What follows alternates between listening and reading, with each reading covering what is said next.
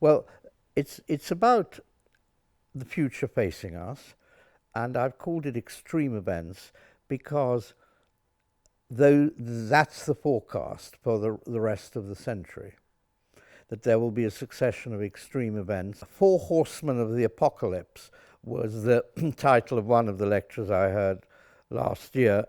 They were nuclear proliferation, nuclear war, I should say, global warming, engineered pandemics, and what you'd call network stoppage. The last one is, I think, particularly interesting because we've come to depend entirely on electronic systems for the way we live, for everything. Suppose they stop working for one reason or another, sabotage or malfunction. Our whole way of life collapses, and there's 7.5 or 800 billion people, many of whom will not be able to survive because they're dependent on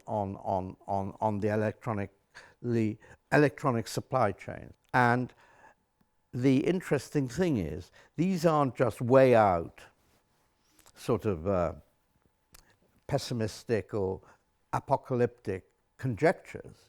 The scientists have started to say exactly the same thing, as well as the imaginative writers. So there is a sort of kind of really pessimistic outlook. And many of the young have come to share it because they say their future isn't going to be as good as that of their parents. They sense that the future is very troubled. So then you immediately ask, well, what are the solutions? And you turn to politics, and you find that feasible political efforts to control these events are so much less than the challenge of the events themselves, that extreme events are going to happen, and you just hope that there will be wake-up calls on the way which will produce a higher level of political response. But I discuss a bit why politics isn't up to the job. Then I talk of various escapes.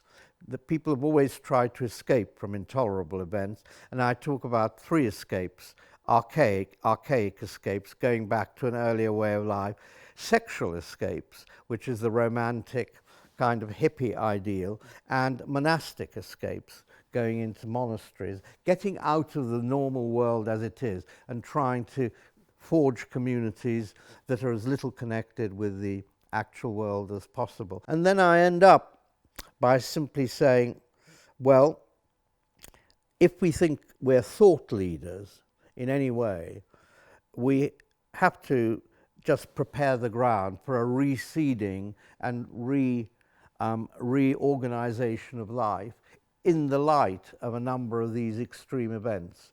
When the wake-up calls come, we've got to be ready with some spiritual and intellectual food, if you like, to give people so that they can try again.